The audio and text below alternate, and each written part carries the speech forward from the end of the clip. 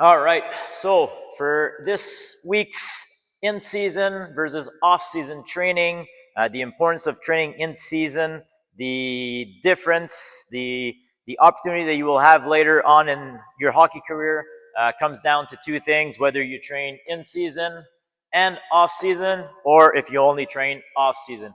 Again, I can't stress this enough. If you're going to invest time, money, energy, everything you have into something, why only do it 4 months a year? Why only do it 2 months a year? Whatever, how long your off season is. All right. The kid who at 13, 14 years old is skinny, is weak, nobody pays attention to him, nobody thinks he's going to become anything, but he decides to join the gym every single week for 2 to 3 times in season, and then he does his normal off season.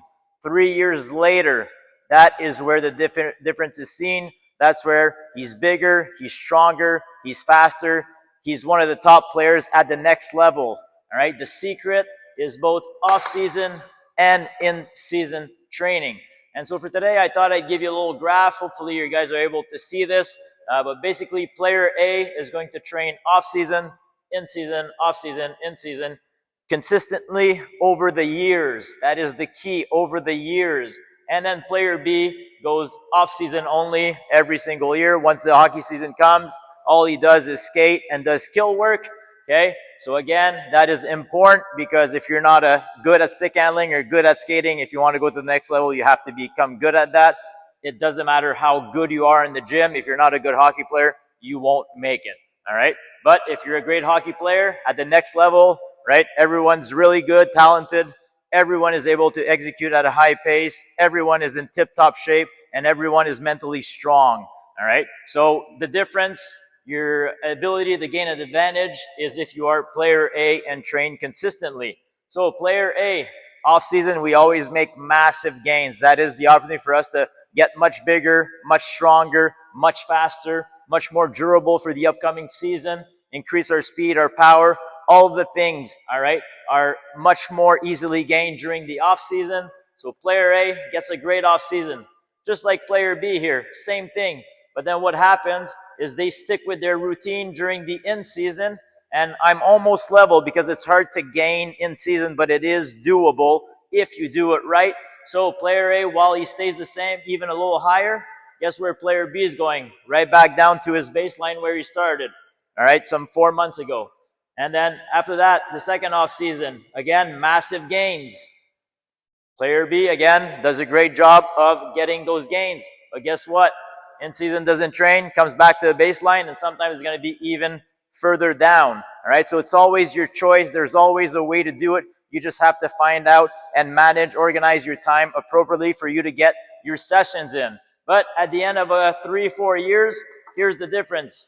All right, player B is right there, player A is right there. So just with that, if you don't see the importance of both in and off season training and being consistent, all right, this is a clear picture of where you can end up, the possibility, the opportunities that can be given to you. And this basically just demonstrate 3-4 years of wasted opportunity. So make the right decision. Make sure that you're training in season and off season. All right. So here again, examples, player A, player B.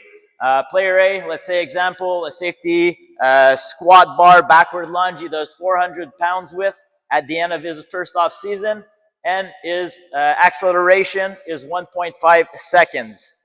During the in season, he keeps training. By the time he comes back to the second off season with us, all right, he's now at 425, so he's increased from 25 pounds here. His acceleration has also increased. All right, so rather than staying at the same level or going all the way back down to baseline, okay, he's actually improved a bit. And then at the end of his second off season, he's at 500 pounds and a drastic 1.2 seconds, all right, between these two.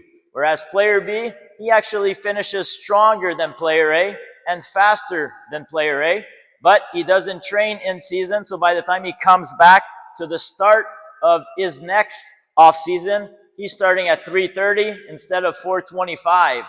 All right. So he's going to take 6 weeks or 8 weeks, majority of summer, just coming back to where he was when he left back in September.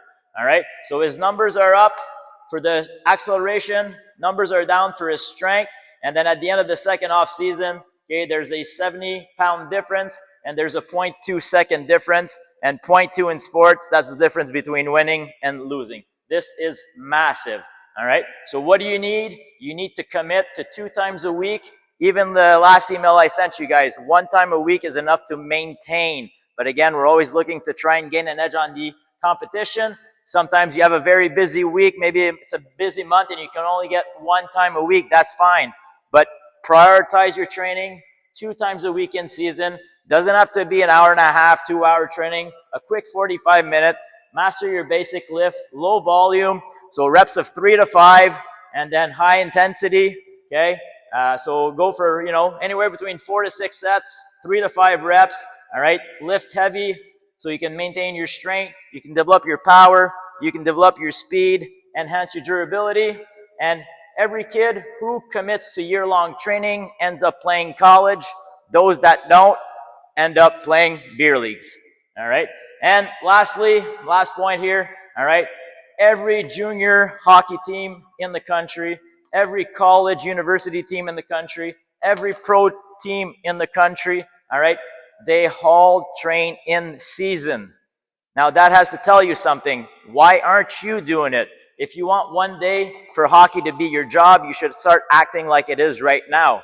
So make off-season absolute necessity, but also make a drastic commitment and prioritize your in-season. All right? You're not going to see a massive difference after the first cycle, but the second, the third, the fourth, that is where the magic happens. That's where you start getting opportunities maybe you shouldn't be getting if you only trained off-season. All right? So make the right choice for yourself now and for your future self.